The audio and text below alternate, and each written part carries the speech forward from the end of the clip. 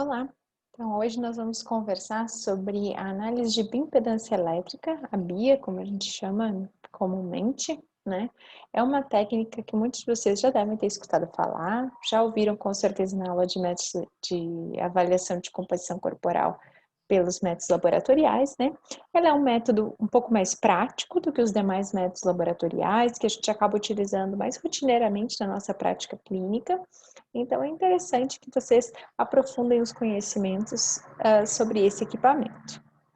Então, a análise por bioimpedância, né, que é a sigla em inglês a gente chama de BIA, ela permite que a gente consiga avaliar a composição corporal, né, do indivíduo, só que ela tem uma característica, que ela é um procedimento duplamente indireto. Por que duplamente indireto? Porque eu acabo estimando através da impedância do indivíduo, da impedância que os tecidos que esse indivíduo tem apresenta, então eu estimo essa impedância eu preciso colocar nas fórmulas, nas equações de composição corporal, e aí eu vou ter, então, essa avaliação da composição corporal do meu indivíduo. Por isso que a gente diz que é um método duplamente indireto, porque eu estimo duas vezes alguma coisa para chegar nesse conhecimento da composição corporal do meu paciente.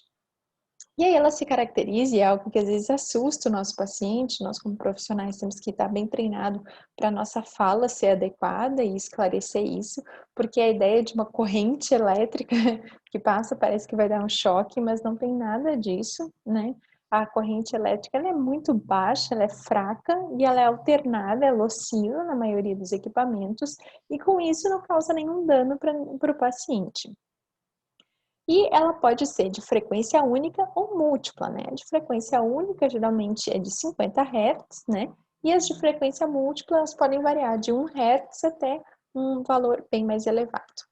E o que a gente vai saber com a avaliação da bioimpedância? A gente vai conhecer principalmente, e diferenciando da antropometria, a gente vai conseguir identificar a água corporal do indivíduo, a água corporal total, e com algumas técnicas de bioimpedância, a gente vai conseguir conhecer a água intracelular e a água extracelular do indivíduo.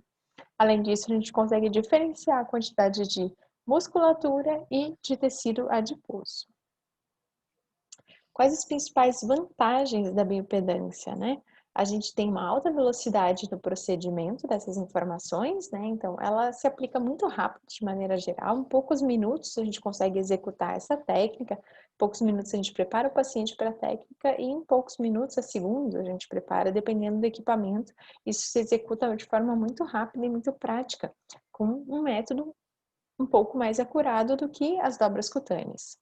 Ele não é um método invasivo, então a gente tem alguns cuidados com alguns perfis de paciente, como é o caso de pacientes que utilizam marca-passo, porém, que é um fator limitante, né? O paciente não pode fazer esse procedimento devido a essa corrente elétrica poder alterar, né, o uso do marca-passo, porém, a gente não tem grandes limitações para o uso desse equipamento. A gente tem limitações em relação ao principal diferencial dele, que é a questão da água corporal. Então, ele acaba sendo um método não invasivo e um pouco mais prático de realizar na grande população, né? Ele é reprodutivo, então eu posso fazer em vários pacientes ou no mesmo paciente várias vezes, sem ter grandes diferenças nessa medida, se a condição do paciente permanecer a mesma. Ele é relativamente barato, porque não há um custo tão elevado em relação a execução da técnica, né, fora a gente vai ver um pouquinho mais detalhada para frente, a aquisição de alguns equipamentos, de acessórios, na realidade, que são necessários para realizar a medida, mas não é algo que seja tão dispendioso quanto outros equipamentos, ou que coloque mesmo o paciente a uma exposição, como o caso, né, de técnicas mais, como a tomografia, né, técnicas mais acuradas, mas que acabam sendo mais caras e expondo o indivíduo a alguns pequenos riscos, né. É relativamente barata, né, então, e ela estima os componentes corporais e avaliando também os fluidos nos espaços intra e extracelulares, como eu comentei, diferente da antropometria, então acaba tendo uma vantagem neste aspecto. E ela avalia a qualidade, o tamanho e a integridade celular, e é por isso que a gente vai ver que a bioimpedância, alguns resultados da bioimpedância são tão utilizados para a questão prognóstica, né, para ver como que os nossos pacientes, principalmente internados, acabam tem as suas chances de desenvolver melhor, né, com o passar do tempo ou não, né? Então, essa integridade celular, o tamanho das células, indica um pouco da saúde dessas células e a gente consegue, então, identificar o prognóstico do indivíduo. E a gente vai falar mais para frente disso.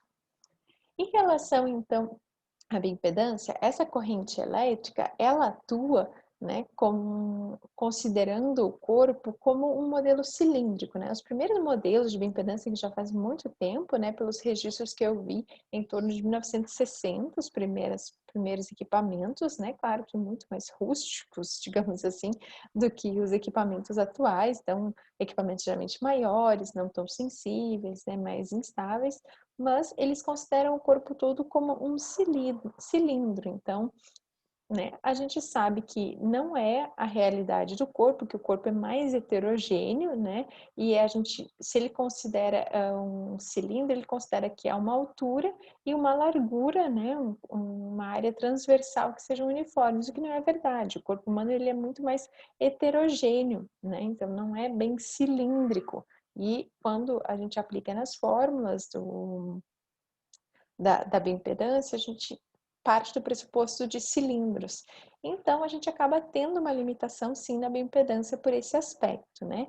E aí, com o passar dos anos, se desenvolveram outros equipamentos que consideravam ainda o corpo como cilindros, porém, conseguiu fragmentar mais, então, considerando o corpo como cinco cilindros: o tronco, os membros periféricos superiores e membros periféricos inferiores. Claro que é uma limitação, claro que é uma limitação ainda, mas a gente consegue diferenciar melhor e também nos permitiu fazer as bioimpedâncias segmentares, né? Que eu vou falar um pouquinho mais para frente.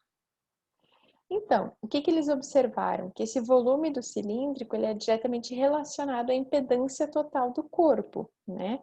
E aí existe uma fórmula, né, que a gente consegue estimar essa impedância, que é pela estatura ao quadrado, então pela altura do cilindro, dividido pela resistência que a corrente tem ao passar nesse sentido do cilindro.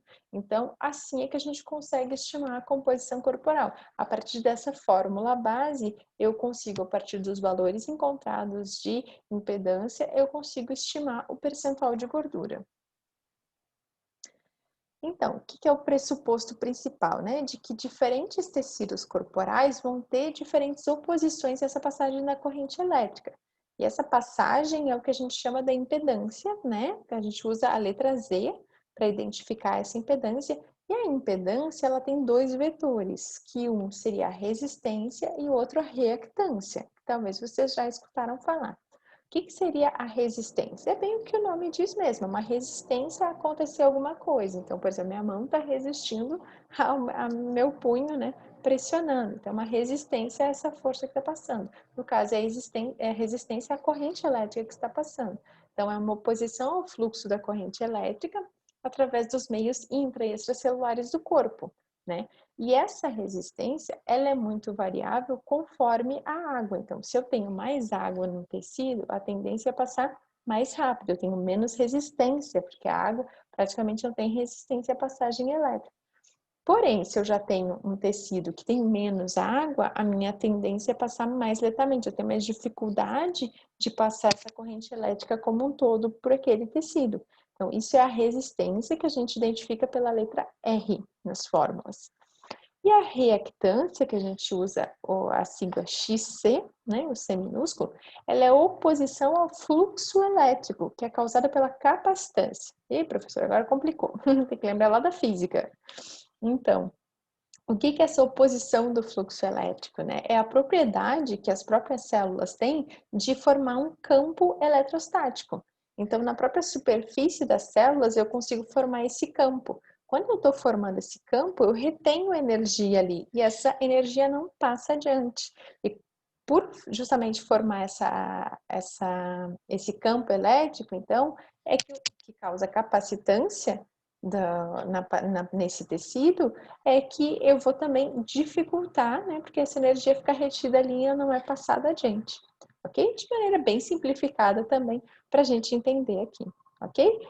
Concluindo, então, a gente tem tecidos magros, que são altamente condutores, e aí é o caso da musculatura, que tem mais eletrólitos, né, e água, e a gente tem os tecidos que eu tenho uma baixa condutividade, né, que seria o tecido adiposo, os ossos e a própria pele em si, que também contém lipídios. Então, por isso, acaba tendo essa dificuldade na passagem. Então, são tecidos mais resistentes à passagem da corrente elétrica.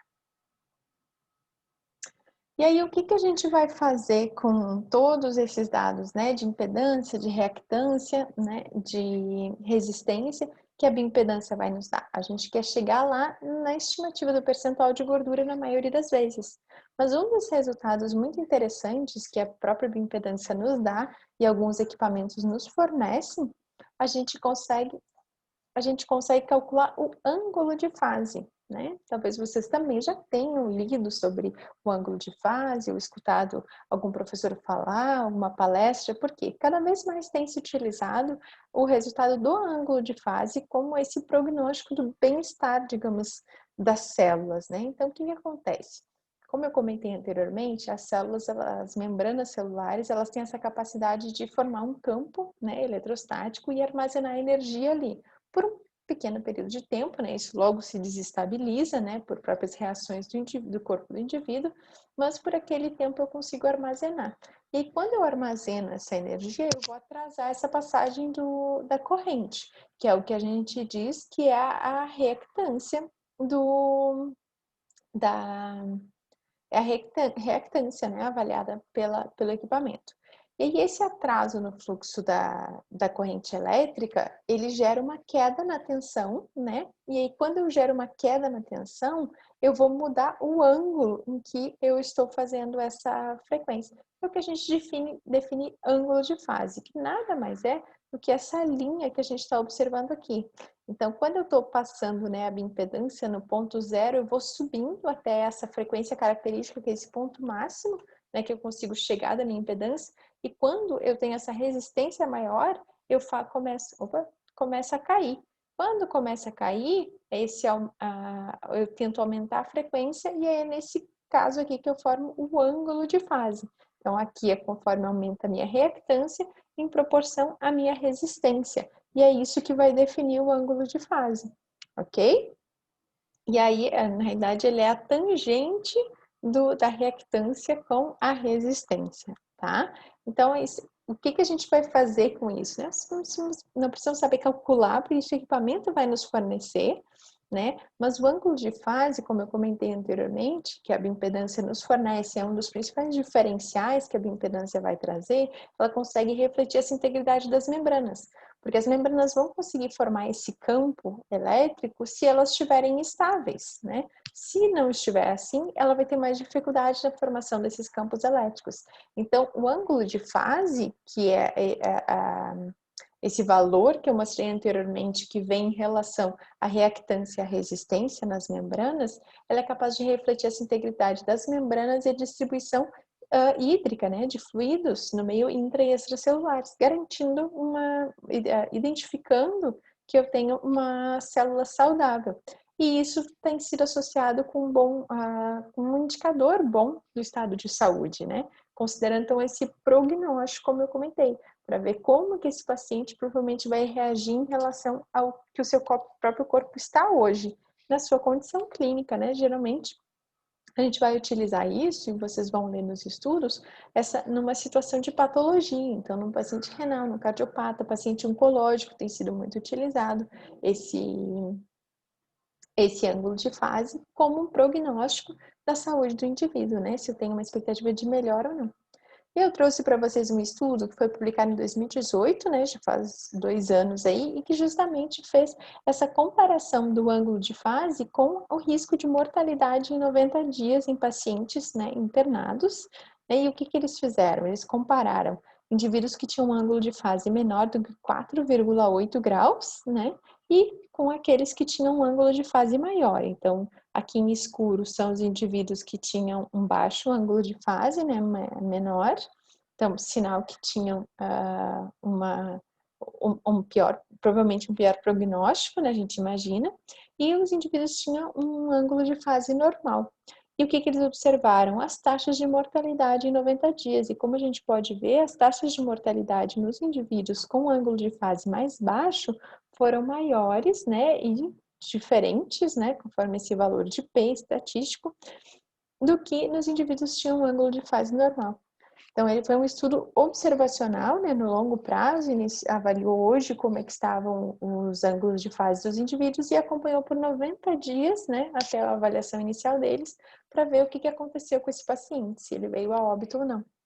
Então, esse estudo observacional prospectivo numa UTI, né, mostrou que o ângulo de fase, que avaliado pela bioimpedância no momento da admissão no UTI, né, no centro de tratamento intensivo, ele conseguiu prever, então, mortalidade nos 90 dias seguintes àquela avaliação. E aí, esses pacientes que tinham um ângulo de fase baixo, né, de menor do que 4,8, eles tiveram 3,7 vezes mais chance de morrer, numa análise ajustada para vários fatores, incluindo outros riscos, né, que a gente já conhece para o paciente crítico, e em comparação com os indivíduos que tinham esse ângulo de fase normal. Então, a gente vê assim que nos hospitais, nos grandes hospitais do Brasil, que tem recursos financeiros um pouco maiores, o ângulo de fase já tem sido utilizado praticamente como rotina, mas claro, com cuidado naqueles pacientes em que eu não posso fazer essa avaliação ou que o estado de hidratação esteja muito alterado e que isso vai influenciar demais o meu resultado. Porém, até nesses pacientes, a gente tem visto estudos trazendo validação e indicando que o ângulo de fase seria um fator prognóstico, né? O melhor ângulo de fase seria um fator prognóstico nessa população. Então, a tendência é cada vez mais vocês leiam estudos sobre o próprio ângulo de fase mesmo.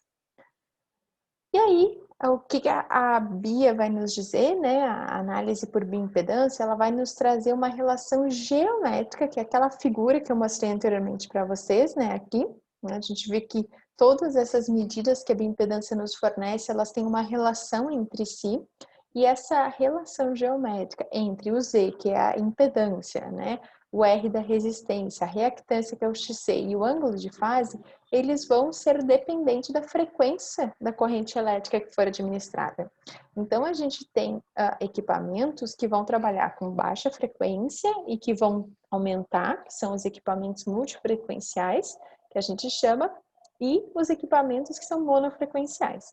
E o que a gente sabe, o que a literatura nos diz? Que quando eu tenho uma baixa frequência, exemplo de 1 Hz mais ou menos, a impedância das células e das membranas, ela é muito alta, porque é uma corrente que ela consegue penetrar no conteúdo celular, né? Então as membranas elas funcionam como resistores e apenas o fluido extracelular é medido. Por quê? A figura que mostra pra gente bem fácil, né? A frequência que ela nem consegue cruzar as membranas das células, porque ela vai indo pelo fluido extracelular, né? E porque ele é de muito baixa frequência. Quando eu tenho uma avaliação com alta frequência, com valores mais elevados de frequência, eu consigo cruzar. Então, eu consigo ver intracelular também, consigo avaliar essa resistência intracelular. Isso também me diz sobre o tecido, o tipo de tecido que é. Então, nessas frequências maiores, que geralmente começa com 50, mas a gente tem equipamentos até de 20, né, que já os multifrequenciais começam com 20 e vai até 100, né, tem alguns até um pouquinho mais altos, a corrente elétrica ela passa através dessas membranas celulares e vai permitir, então, que a gente faça a gente chegue na medida de impedância dentro e fora das células e eu consigo, assim, determinar o balanço hídrico, né, do meu paciente intra e extracelular, me dando informação, então, sobre a questão da saúde dessas células, né?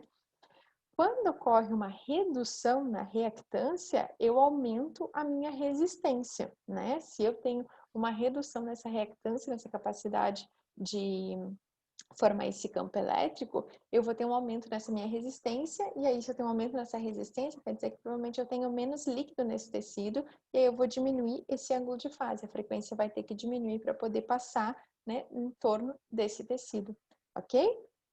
Então, o que é importante vocês entenderem de tudo isso é que todos esses parâmetros eles estão correlacionados e nos falam muito sobre a integridade desses tecidos que eu estou avaliando. E o que a gente vai fazer com esses dados, então, né, tão complexos de impedância, de reactância, de resistência, ângulo de fase? Eu vou tentar calcular o quanto que eu tenho de água intracelular, água extracelular, de massa gordurosa, de lipídios, e eu vou usar como constantes o tecido ósseo, né? E é isso, muito semelhante ao que a gente faz na antropometria, a gente constrói fórmulas de regressão em que eu vou aplicar essas informações que eu tenho, e vocês podem ver aqui nessas fórmulas, tá certo? Eu consigo estimar a água corporal total, a água extracelular, a massa de gordura corporal e aí, finalmente, o percentual de gordura que eu vou usar, claro, o peso do meu indivíduo em consideração. Lembram que eu falei que a impedância ela considera como um cilindro o corpo humano, ou em 5 cilindros, ou um único cilindro?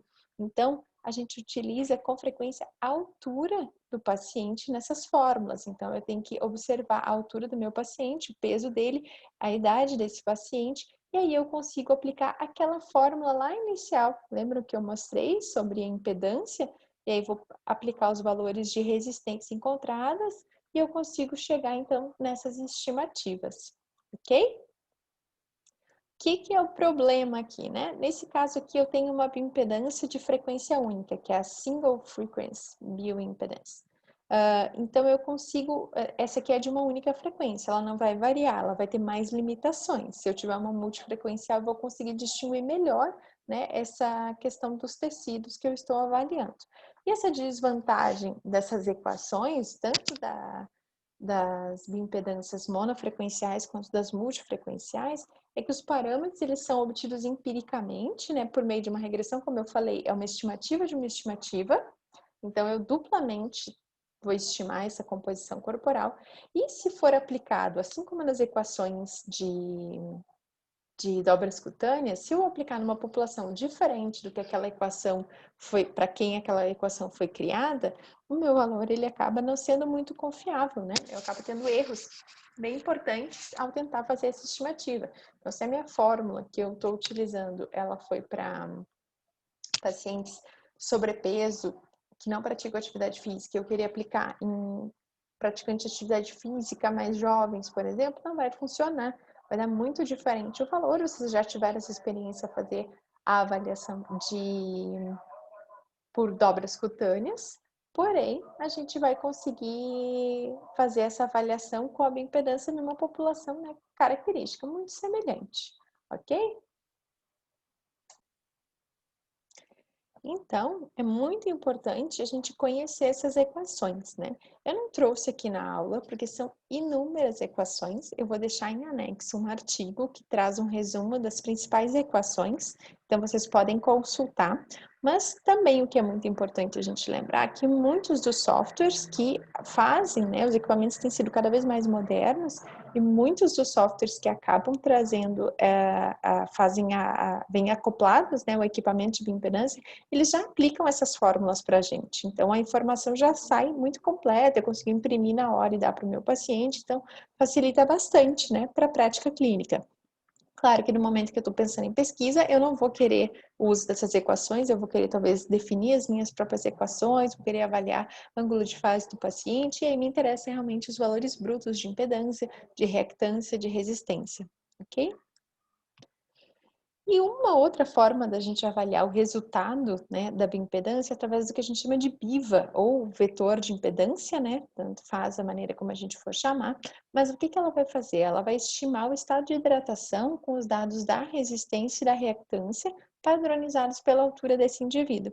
Então, o que a gente vai ter na literatura? Uma série de estudos que aplicou que gerou esse gráfico aqui. Então, que a gente aplicou um gráfico com a reactância dividido pela altura e a resistência dividido pela altura. E aí eu consigo formar esse gráfico de elipses. E o que esse gráfico de elipses vai fazer? Eu vou calcular os vetores pontuais no plano da resistência e da reactância, né? Então, no eixo Y é reactância.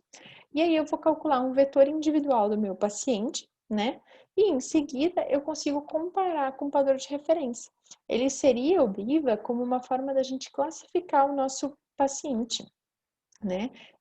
Um indivíduo, seja ele um usuário da unidade de saúde, se eu estiver aplicando, seja ele um paciente que está internado no hospital. E aí, o que a literatura nos traz? Vários estudos com várias tipos de BIVAs, né, de gráficos de BIVA, semelhantes àquela população em que eu estou avaliando. Então, se é para pacientes renais, se é para pacientes cardiopatas, oncológicos, então eu consigo aplicar. E aí, o que que a gente vai fazer? A gente vai ter 3 elipses principais dentro. A elipse de 50%, então 50% da população avaliada por aquele gráfico está ali dentro daquela elipse. A elipse de 75%, que é essa aqui ao redor, a mais clarinha, e a elipse de 90%. E aí vocês veem que tem uma série de classificações aqui na volta, que já sinaliza o que é que pode estar acontecendo com o meu paciente. Então, essas elipses são o que a gente chama, são elipses de tolerância, né? Que são calculadas geralmente nessa população saudável e do mesmo gênero, e aí eu vou dividir o meu paciente, né? Desculpa, eu falei que era para a população doente. Eu vou comparar a minha população doente com a população saudável, né? Então, corrigindo. E aí, vou identificar aonde que esse meu paciente se encontra. Então, vou fazer esse cálculo, né? Por exemplo, se o meu paciente ele se encontrar aqui no meio do 75, né? Ele tiver uma resistência dividida pela altura, que fica aí em torno de 300, e uma reactância em torno de 30, ele vai estar mais ou menos aqui, ó, dentro dos 50%. Então, eu não vou considerar como uma alteração importante, né? A gente só considera uma alteração importante quando tiver acima de 75%, ok? Então, quando eu tiver uma alteração nessa elipse, em que meu paciente fica fora da elipse dos 75%, eu vou considerar que eu tenho uma tendência a uma alteração, que pode ser uma alteração de retenção hídrica, uma tendência a edema, quando ele se comporta mais aqui para a parte inferior, ou uma tendência de desidratação, quando ele se comporta mais para a parte superior, ou mesmo uma alteração em relação à quantidade de células corporais. Então, lembra que a gente está avaliando essa presença das células e essa saúde das células, digamos assim, né? Essa integridade das células. Então, se eu estou indo muito para a direita, é sinal que eu tenho poucas células. Se eu estou indo muito para a esquerda, é sinal que eu tenho muitas células. Então, isso que vai indicar. Então, indo para a esquerda, aumenta as células corporais, obesidade provavelmente, ou hipertrofia muscular em indivíduos atletas, por exemplo. Perda de células, eu vou ter os indivíduos com anorexia, uma tendência de desidratação junto, né? E eu vou ter caquexia, em que eu posso ter edema junto, como em algumas doenças, exemplo, caquexia cardíaca, né? Associada à retenção hídrica, e uma perda de massa muscular e de massa cardíaca, principalmente. E isso a BIVA consegue nos fornecer. Então, eu vou comparar com a minha população saudável a minha população patológica, ok? E aí, o que acontece na BIA, né? Então, vamos para a parte um pouco mais prática, né? Eu já falei que é uma corrente elétrica, né? Que vai passar pelo corpo por meio desses sensores, né? Eu vou aplicar em algumas posições do corpo, né? Então, eu tenho aqui essas posições que vocês podem ver um exemplo, né? Nesse caso aqui, é uma bioimpedância tetrapolar, porque eu tenho 4 eletrodos, né? E aí, esses sensores que são metálicos, a gente vai falar um pouquinho deles para frente, eles ficam em contato com essas extremidades e eles vão registrar, né, a impedância dos segmentos corporais entre os membros superiores, no caso de uma tetrapolar, e inferiores, né? Ou de de uma única região, né? Se eu tiver só eletrodos na parte superior do corpo, só da parte superior do corpo. Se eu tiver na parte inferior, apenas só na parte inferior. A gente vai detalhar para frente. E aí, esses eletrodos, a gente diz que é os eletrodos de entrada e os de saída, né? Os eletrodos fonte, então, que são os eletrodos vermelhinhos, como vocês podem ver, e os eletrodos de saída. Então, assim, ele avalia a entrada daqui e a saída por aqui. Mais ou menos isso. A entrada, ela é mais posterior ao corpo, né? Então, elas são mais distais ao corpo, a gente vai dizer, mais afastadas para a periferia do corpo. E os eletrodos sensoriais, que é o que vai fazer essa avaliação mesmo, vai receber o quanto de energia que eu tinha colocado e o quanto que saiu, né? Que vai perceber essa alteração. Eles são os eletrodos sensoriais, que a gente chama, que geralmente é representado pela cor azul e padronizado na maioria das bioimpedâncias. E elas ficam na região mais proximal. Então, aqui a gente tem uma fotinho de exemplo para vocês, tá? Aqui, na realidade, está no tronco, né? Mas, geralmente, a gente faz nos membros periféricos. Eu vou falar agora no próximo slide. Então, uma corrente de excitação, ela vai ser aplicada, como eu falei, muito baixa, né? E ela é aplicada nos eletrodos fontes, na mão e no pé.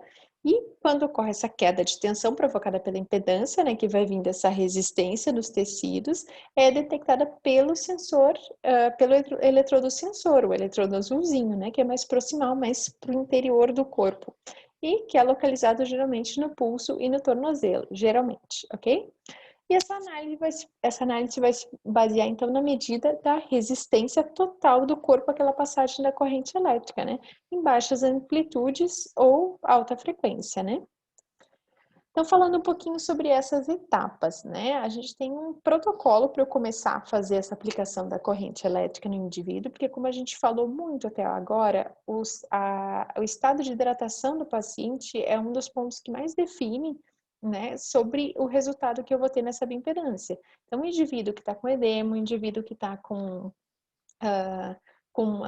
tá desidratado, ele vai ter um problema muito grave para eu conseguir fazer a bioimpedância de uma maneira fidedigna, né? Porque ele está num estado alterado de hidratação e isso vai facilitar ou dificultar a passagem da corrente elétrica, então não vai me falar sobre a composição corporal, vai me falar muito mais sobre a questão da retenção hídrica desse paciente ou a desidratação dele.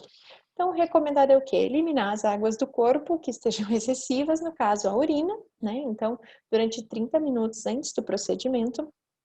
Esse é o protocolo estabelecido por Hayward, na realidade, em 2001, né? Tem alguns fabricantes que já colocam outros pontos que devem ser cuidados juntos, mas eu trouxe o que a literatura mostra, né? Preconiza. Outro ponto, abster-se de álcool e de bebidas cafeinadas nas últimas 48 horas, né? Porque elas vão estimular a desidratação do paciente, né? E lembrar, bebidas cafeinadas, né? A gente tem, não é só café, é café, né? A gente tem algumas bebidas como mate, chá, né? O chimarrão, eu sou do sul, né? A gente tem que lembrar disso, que às vezes tem que perguntar um pouco sobre os hábitos do paciente para que eu possa fazer a orientação correta, né? Não é só se abster de café, apesar de que o café é o que contém mais cafeína desses alimentos. Evitar os esforços físicos vigorosos, né, nas últimas 24 horas. Então, é muito importante na prática perguntar: será que meu paciente, meu paciente, ele não trabalha num serviço muito pesado que exige dele, exemplo, trabalha na construção civil, ou é uma pessoa que trabalha com faxina, pessoa que trabalha com transporte, carrega coisas pesadas. Às vezes é um pouco difícil isso, então eu tenho que tentar ajustar na rotina do meu paciente o melhor dia para eu fazer essa avaliação para que ele consiga ficar 24 horas sem exercícios vigorosos, né? Além disso, o meu paciente não veio correndo do ponto de ônibus, de onde estacionou porque estava atrasado, então tudo a gente tem que levar em consideração, né? Conhecer bem e explicar para ele que é importante ele não fazer atividade física vigorosa. Atividade física moderada, a baixa intensidade, ele pode executar, né? Que é a vida normal, rotina normal. Não utilizar diuréticos no longo prazo, né? Na realidade dos últimos 7 dias, e esse é um ponto que dificulta muito, porque em alguns perfis de paciente a gente não vai conseguir retirar esses medicamentos diuréticos, porque vão trazer consequências muito graves para a saúde deles. Então, vai acabar influenciando sim o estado de hidratação, né? E o jejum de 12 horas, né? O que é importante a gente ressaltar que esse jejum de 12 horas, ele tem que é o ponto que eu ia comentar com vocês, ele tem que excluir a água nas últimas 2 horas, de 1 a 2 horas, né? Esse protocolo de Hayward, ele não traz esse detalhamento, mas alguns fabricantes indicam. Por quê? Se eu tiver água no estômago, o que vai entender? Como um aumento da massa magra, né? Então é muito importante que a gente evite esse consumo. Se eu tiver mais alimentos lipídicos no organismo, eu vou diminuir, né, essa facilidade de passar a energia do que se eu tivesse água, por exemplo. Então, eu tenho que cuidar. O que é característico desse alimento? Então, não deve fazer se esse paciente não estiver em jejum, né? E esse jejum, a literatura também é um pouco controversa, né? Às vezes diz 4 horas, 6 horas. Então, o ideal é que a gente mantenha aí que esse indivíduo não tenha nada no trato gastrointestinal, né, superior, nas últimas 12 horas, é o que a gente recomenda, ok? E aí, para a técnica da bioimpedância, da Bia, como eu comentei, a gente vai precisar dos eletrodos táteis, né? Aqui tem um exemplo de uma figura do eletrodo. Ele tem uma parte em gel, né, que facilita essa dispersão da energia, e eu tenho uma parte metálica, em que eu vou encostar e que é o que permite essa dispersão da corrente, essa passagem da corrente, né. Alguns eletrodos, eles realmente são metais táteis, assim, que a gente encosta e aí ele passa a corrente. Outros, eles vão ser, como se fosse um tecido metálico, né, que é o que a gente também vai ver agora o que a gente usa na prática, né, lá no nosso laboratório, que são adesivos que têm um tecido metálico, então acaba facilitando essa questão da flexibilidade, né? Ou podem ser eletrodos metálicos mesmo, né, que a gente sente. Por quê? Tem que permitir uma boa passagem da corrente elétrica e o metal vai ser aí o material mais indicado para essa passagem e esse gel de dispersão que é colocado nos eletrodos.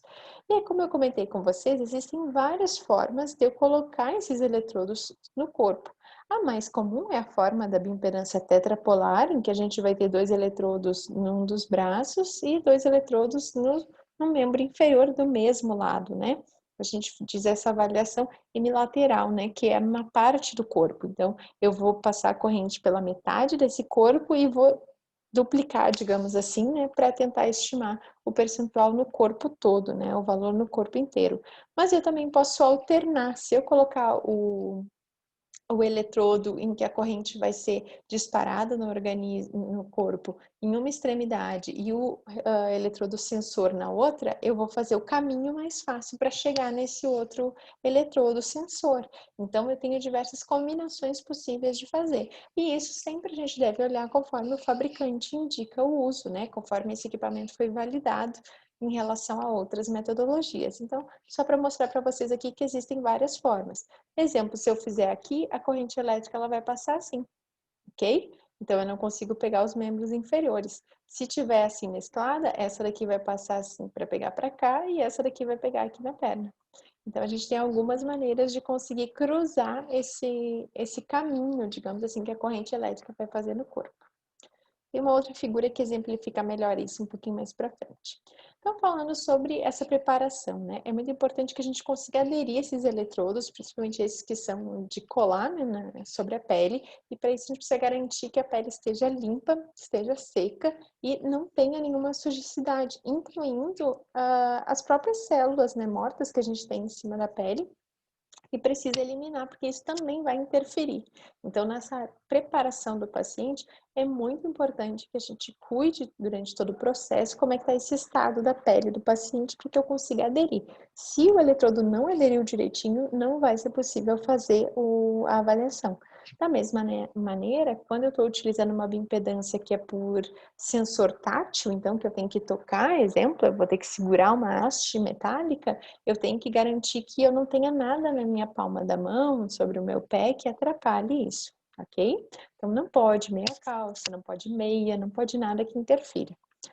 Então, eu vou preparar o local em que esse eletrodo tem que ser colocado, ou que o indivíduo vai tocar, né? Remover qualquer tipo de superfície que impeça, né, que a corrente elétrica passe. Isso inclui pelos na região, inclui oleosidade e qualquer sujeira que tenha. Então, o ideal é lavar com água morna, com sabão neutro e secar completamente, né, essa água. Então, solicitar para o paciente, né, se ele vai tocar no equipamento, que ele lave bem as mãos e os pés antes de realizar essa, essa avaliação. Algumas companhias, algumas empresas que vendem a bioimpedância, elas fornecem até uns saquinhos assim de lenço umedecido com álcool e que higieniza, né, para tirar toda a sujidade da mão para tornar mais prático, né?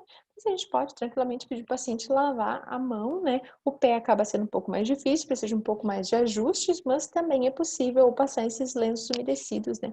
Então, lavar com água e sabão, tirar toda a sujidade e gordura, né, que eu tenha, tem que secar completamente. Aí existem lixas que são, não se preocupem, são coisas bem simplesinhas, como se fosse, né, para uma bucha para esfoliar a pele, né? Então a gente usa um pouquinho isso no local em que vai fazer a aplicação desse eletrodo, que vai colar esse eletrodo, e aí com eu vou com eu posso dizer que essa lixa por cima da pele, eu vou tirar as células mortas. E isso eu vou conseguir, então, ter um acesso direto ali na pele do paciente. E antes de eu colar o eletrodo, é recomendado que eu passe álcool, porque o álcool vai conseguir limpar, esterilizar mais ainda a região e também fazer com que seque, tire toda a umidade rapidamente, né? E aí eu posso, então, remover o plástico protetor do eletrodo e colar sobre a superfície da pele, ok? E aí, depois que eu coloquei os eletrodos em todas as posições anatômicas corretas, eu vou conseguir fixar, então, os cabos, né, que vão passar a corrente elétrica. Então, o cabo que vai entrar, né, a corrente, em que eu vou iniciar essa passagem da corrente, e o cabo que vai captar a corrente elétrica, então, que saiu no eletrodo sensor, tá? E para minimizar qualquer trauma na pele durante a remoção, é importante a gente puxar o eletrodo lentamente, porque ele acaba, mesmo que a gente tire pelos e tudo mais, ele gruda na pele. Tem uma cola, aquele gelzinho que eu comentei com vocês na imagem anterior. Então, ele gruda sobre a pele e aí vai fazer com que eu precise retirar, e aquilo fica bem aderido. Então, muito importante que a gente faça essa retirada com cautela. Aí, falando então da técnica de avaliação por bioimpedância, né, é importante eu conferir se o meu paciente ele fez todas as etapas preparatórias que eu recomendei, o jejum, né, não tomar cafeína, não fazer exercício antes, tá certo? Se possível, né, e algumas empresas ressaltam muito, né, essa importância da gente estabilizar a distribuição hídrica e principalmente nos equipamentos em que eu tenho que fazer na posição supina deitada, né? A gente tem alguns equipamentos que a gente vai fazer em pé, né, na posição ortostática, em pé, e alguns que a gente vai fazer na posição supina. Então, se estiver na posição supina, é importante que o paciente fique deitado 15 minutos para estabilizar esses líquidos. Se o paciente ficou em pé muito tempo, ele pode estar com uma retenção hídrica mais na parte inferior do corpo, isso também atrapalha. Então, é interessante que o paciente possa ficar deitado um tempo, mesmo que ele vá levantar para fazer essa avaliação na posição em pé. Solicitar que o paciente retire todos os acessórios, isso inclui brincos, mesmo que seja pequenininho e que o eletrodo não vá passar na orelha, é importante retirar todos os metais do corpo. Então, óculos, mesmo que seja pequenininho, né? Anel, pulseira, tudo tem que tirar, né? Solicitar para o paciente ficar com o mínimo de roupas necessárias para a avaliação, para que também não interfira, né, durante esse processo, que às vezes tem um metalzinho, alguma coisa que a gente não está visualmente vendo, né? Nessa roupa do indivíduo, e também pesos excessivos, porque vai passar a corrente sobre aquele peso e que não é a realidade, não é do corpo do paciente. E aí eu vou posicionar o paciente em pé ou deitado, né, conforme a instrução do equipamento e com os membros periféricos afastados. Eu vou mostrar as figuras para vocês um pouquinho mais para frente, vocês também vão poder assistir alguns vídeos, que é importante que o paciente ele afaste, né? Ele não pode ficar com os braços, opa, aqui, com os braços e as pernas juntos, o ideal é ele afastar. Por quê? Para que a corrente elétrica possa passar por um, por outro e não entender. Lembra que ele entende o corpo como um cilindro. Então, se estiver muito próximo, vai entender que isso aqui tudo é um único cilindro e não vai conseguir separar membros. Então, aqui está uma imagem, né, de como que essa corrente elétrica vai passar no corpo conforme a posição dos eletrodos, né? Então, se eu tiver os sensores receptores aqui, eu vou acabar pegando muito mais aqui o braço direito, o lado direito do indivíduo, mas na realidade muito mais o braço direito, por quê? Porque a linha do receptor, do sensor, do sensorial, ela acabou ficando só na fase superior, então essa distribuição da posição é muito importante, né? Enquanto que o, o eletrodo que vai passar a corrente, né, que fica na parte mais distal do corpo, ele acabou ficando do lado direito.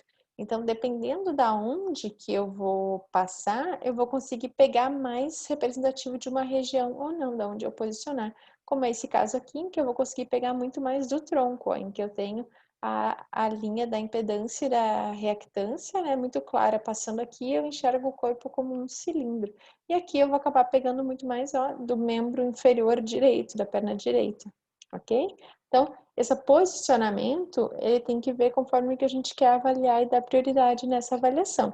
Mas o equipamento, ele vem com essa instrução da posição em que eu devo colocar para conseguir, a gente quer ver a avaliação da composição corporal como um todo, então a gente acaba utilizando as posições que eu vou mostrar a seguir para vocês.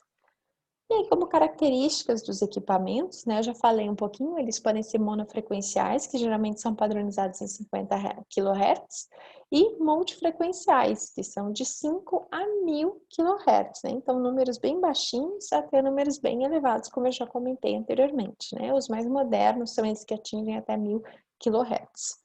E aí eles podem considerar o corpo como um cilindro, que são os equipamentos, né, mais antigos, ou como equipamentos que consideram como cilindros segmentares, né, em 5 partes, que foram introduzidos mais no mercado, aí, principalmente a partir de 2004, com uma marca que eu vou mostrar para vocês, né, e a gente pode dividir os equipamentos de bioimpedância em polares e tetrapolares, e mais recentemente se chamam também os octapolares, e a gente já vai conversar um pouquinho sobre cada um.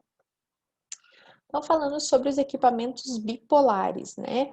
Geralmente eles são monofrequenciais, a gente não tem equipamentos bipolares que são multifrequenciais, né? Eles têm 2 polos de pontos, então eu tenho 2 eletrodos fixados no indivíduo, ou 2 eletrodos táteis, e eles estimam a massa livre de gordura e a água corporal total, tá? Então, esses são exemplos aqui.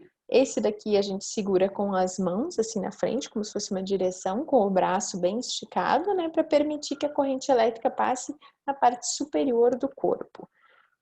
Esse outro equipamento também é bipolar e monofrequencial, e aí ele tem 2 eletrodos, né, de cada lado. Eu vou ter o apoio para o pé e para o calcanhar e para a ponta do pé, do pé na direita e do pé na esquerda, né?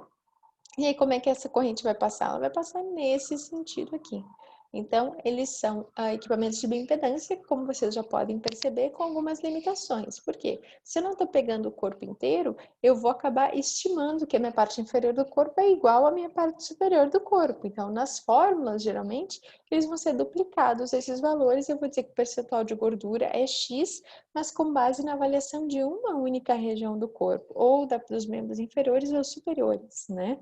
Já me perguntaram uma vez, e se eu segurar um na frente e deixar o outro no pé e fizer uma média, né? Acaba tendo suas limitações, não é uma técnica validada, né? Então, assim, o que acontece? Esses equipamentos, eles são mais baratos, eles são práticos, as pessoas às vezes têm em casa esses equipamentos, mas eles não são tão acurados, né? São bem questionáveis ainda, na realidade, o quanto que eles conseguem fornecer uma resistência adequada, né, da avaliação do percentual de gordura. Eles não nos fornecem os dados de impedância, eles nos fornecem diretamente esse cálculo do percentual de gordura, como mostra aqui no visor. Então, isso acaba também influenciando, porque a gente não tem o valor bruto da análise do equipamento, apenas o percentual de gordura, percentual de massa magra, de massa tecido adiposo, e acaba isso, sim, influenciando para as nossas análises e para tentar também estimar se a minha população ela é diferente do que aquela padronizada na fórmula que esse equipamento foi validado, né, e que ele faz o cálculo. Então, é muito importante que a gente tenha atenção, que quando vier um resultado desses, assim, um encaminhamento desse paciente, ou ele diz que teve, né, uma avaliação, a gente ideal é sempre a gente refazer, até porque a gente nunca sabe essa medida como foi feita e qual tipo de equipamento, o paciente nem sabe nos explicar às vezes corretamente. Então, a gente realmente evita o uso desses equipamentos bipolares monofrequenciais pela falta de precisão deles em relação à estimativa da composição corporal do indivíduo. O segundo tipo de equipamentos que a gente tem são os equipamentos de bioimpedância tetrapolares, né? E eles são mais modernos, esses equipamentos, eles já são 4 eletrodos, são como eu mostrei para vocês, então eu vou ter, nesse daqui a gente tem 4 eletrodos, mas na realidade isso aqui é um eletrodo, isso aqui é o outro, tá? Não são 4, são 4 espaços táteis, né? E aqui da mesma maneira. Nesses aqui, eu já vou ter a avaliação de um lado do corpo todo. Então, essa corrente ela vai circular assim, na realidade, daqui para cá, ok? Então, eu vou ter uma estimativa um pouco mais precisa. Ela é um equipamento tetrapolar com 4 eletrodos, né? E eles são fixados, então, no hemicampo direito, né? Semelhante às dobras cutâneas, a gente padroniza sempre o lado direito da avaliação do indivíduo para essa comparação futura. Eu vou colocar na mão, né, próxima à articulação do metacarpo e das falanges, então nessa parte aqui, ó, do dedo. Opa, aqui tá aparecendo. E vou colocar nas proeminências mais distais do rádio da ulna, aqui o outro eletrodo sensor. E aí no pé eu vou colocar no arco transverso, na superfície superior, né? Então eu acabo colocando aqui mais próximo aos dedos do pé, né? E depois o outro eletrodo no tornozelo, entre o malelo medial e lateral. Então a gente consegue fazer essa passagem da corrente elétrica por todo o corpo do indivíduo, ok? Esse é o equipamento mais comum, esse é um equipamento que a gente tem na universidade, tá certo? Uma marca bem conhecida da Tenita. E tem a TBW também, existem várias marcas de equipamentos, né? Esses que eu comentei anteriormente, eles são da marca da Omron, né? E existem inúmeros equipamentos no mercado, a gente não vai elencar nenhum como melhor ou outro, né? Mas eles têm características diferentes. Esse equipamento, ele nos fornece a impedância, nos fornece a reactância, a resistência, e eu consigo ver o ângulo de fase também da avaliação. Então, ele acaba sendo um equipamento bem mais preciso, né? E como a gente comentou anteriormente, essa corrente elétrica vai passar pelo corpo todo. Então, aqui eu consigo ter uma estimativa do membro periférico inferior, do superior e do tronco também, né? E olhem como é importante, né? A mão aqui, ao meu ver, até está muito junta. Tem que estar um pouquinho mais separado para que essa avaliação funcione adequadamente, senão ele vai considerar a parte superior como um tronco único. E aí a gente tem os equipamentos que são os mais modernos, né, do mercado. A marca mais conhecida é a Embody, que é esses equipamentos aqui, né, que são os octapolares com 8 eletrodos, na realidade, assim. Na teoria, eles são classificados como tetrapolares, mas como eles têm 8 eletrodos táteis, eles acabam sendo chamados de octapolares, né? E eles têm 4 eletrodos nas mãos, então o que é o diferencial em relação aos tetrapolares anteriores mostrados? É que a gente vai ter dos dois lados, é como se eu duplicasse esse equipamento, então colocasse um outro do lado esquerdo. É isso que os octapolares vão fazer. Então, eu vou conseguir duplicar essa informação, né? E aí a gente tem os equipamentos no mercado, esse é o equipamento que a gente tem maior tecnologia envolvida, né? Hoje disponível, em breve talvez tenha outros, né? E como que ele avalia? Ele faz uma avaliação de segmento do corpo, ele combina essas medidas da parte inferior e superior do corpo e ele também avalia o corpo inteiro, né? Então, ele permite com essas correntes elétricas, essas frequências da corrente elétrica, ele permite distinguir uma série de tecidos no nosso organismo, né? Então, aqui a imagem mostra para vocês, né? Tem eletrodos no dedão, na palma, nos dedos da mão, né? Então, eu tenho eletrodos aqui, aqui, nos pés da mesma maneira, no calcanhar e nas pontas, então, e dos dois lados do corpo. Então, eu tenho uma corrente que circula muito mais pelo corpo e eu consigo estimar melhor, então, essa integridade celular e essa diferenciação dos tecidos, né? O que ela vai me trazer como resultados? Eu consigo ter uma avaliação muito mais completa desse paciente, né?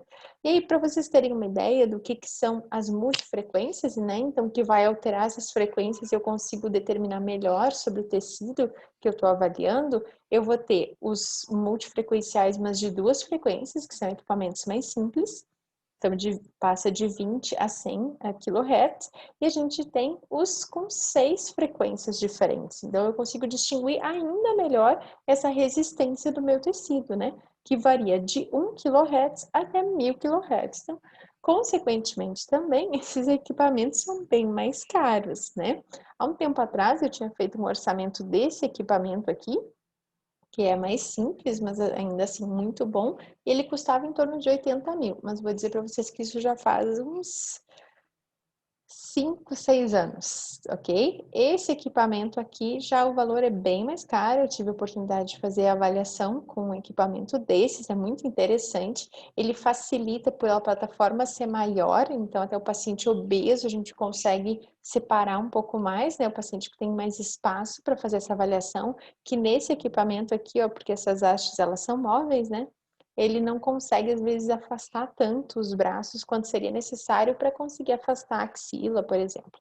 Então, esse outro aqui, que é com o fio, né, do equipamento, ele permite ter um espaço bem maior e a avaliação, eu vou mostrar para vocês a avaliação desse equipamento aqui, acaba sendo bem mais completa também. Essa é a imagem, então, dessa marca, tá? Que é da Embody, que é o equipamento. A gente não tem nada semelhante no mercado, por isso que eu tô trazendo a marca para vocês, né? Até o momento. Acredito que em breve devem surgir outras marcas, né? E o que ele vai nos trazer? Ele já imprime essa página direitinho, né? Eu acoplo o equipamento a uma impressora, ele consegue imprimir essa imagem com o detalhamento sobre a composição corporal do meu paciente, né? Então, ele estima até a questão da gordura visceral, já que ele tem esses vários eletrodos posicionados, ele consegue fazer uma estimativa dessa distribuição da gordura pelas frequências que vão passar nessa região, né? E ele consegue me dar a água intracelular, extracelular, proteínas, minerais no corpo e a quantidade de massa adiposa, em quilos e em percentuais, né? Ele calcula já para a gente também o IMC do indivíduo, né? E ele consegue, que é o principal diferencial desse equipamento, é que ele é segmentar, pelo esse número de eletrodos, ele consegue segmentar o corpo naqueles 5 cilindros. Então, ele já me propõe essa avaliação por região, né, cilíndrica do corpo avaliada. Então, braço direito, braço esquerdo, tronco, perna direita e perna esquerda, ok? Então ele acaba realmente tendo um resultado muito mais complexo, que são esses equipamentos multifrequenciais e segmentares do corpo. E aqui embaixo, né, vocês podem ver detalhado, né, ele vai ter também os valores de impedância do paciente e os valores de reactância, né? Ele também fornece, a versão que eu peguei, esse aqui é deste equipamento aqui, ó, desculpem, tá? Este equipamento aqui, ele tem uma limitação que ele não me fornece o ângulo de fase, tá? Mas esse equipamento, que é o mais moderno, o octapolar multifrequencial, com 6 frequências, ele me permite avaliar o ângulo de fase, ok? Então, ele acaba trazendo uma caixinha aqui em cima, que nesse aqui não está aparecendo, e que me traz o ângulo de fase do paciente. E esse daqui, como vocês podem ver, como ele é multifrequencial, aqui tá ruim de ver, acaba trazendo a impedância e a reactância para cada uma das frequências, né, da corrente que passou nesse indivíduo. Dura minutos essa avaliação, assim, é poucos minutinhos mesmo. O paciente tem que ficar parado ali em cima, então facilita, porque realmente é muito rápido e traz uma série de informações, né? Mas a gente tem algumas limitações que, por exemplo, a resistência não aparece aqui, né? Não vem descrito pra gente. E na octapolar é que eu tenho também esse fornecimento do ângulo de fase, que nas demais versões eu não tenho. Nesses equipamentos aqui, a gente tem essa distribuição numa folhinha, mas eu não tenho esses cálculos. Então, o que acontece? Na prática clínica de pesquisa, a gente usa muito mais esse equipamento, porque ele acaba sendo portátil, tem ambulatório, consultório, a gente tem que mudar de local. Esse equipamento acaba sendo muito mais prático em decorrência do tamanho dele e também pelos valores que eles nos trazem. Claro que a gente tem que converter e aplicar nas equações para chegar no percentual de gordura, de massa muscular, de água corporal do indivíduo. Eu vou deixar para vocês 3 vídeos falando sobre as bioimpedâncias bipolares, tetrapolares e octapolares, né? Vocês vão ver claramente nesses 3 vídeos como que eu devo fazer, como que eu devo preparar o paciente, né? Um pouco do que a gente falou na aula vai ser repetido nesses vídeos, né? Então, mas o objetivo é vocês verem como que eu vou posicionar o paciente, como que eu vou aplicar, que resultados que esses equipamentos vão me trazer. Eu escolhi de 3 marcas dos próprios fabricantes para que vocês vejam com maior precisão, né? O que esse equipamento traz, né? Mas de maneira nenhuma isso é um estímulo ou defesa elencando qual é a melhor marca ou a pior marca, ok? A ideia é para vocês conhecerem os equipamentos e lembrar também, né, que todo o conteúdo dessa aula, né, ele vai ficar disponível para vocês, mas ele não deve ser usado, né, em nenhum outro local fora do ambiente da nossa disciplina, ok? Então, eu deixo também aqui o meu e-mail para caso vocês tenham dúvidas. As referências utilizadas nessa aula eu vou deixar arquivadas numa pasta como material complementar. E vocês também têm um exercício para praticar um pouquinho, né, sobre os conhecimentos sobre a bioimpedância, agora que a gente finalizou o nosso conteúdo. Tchau, pessoal, bons estudos!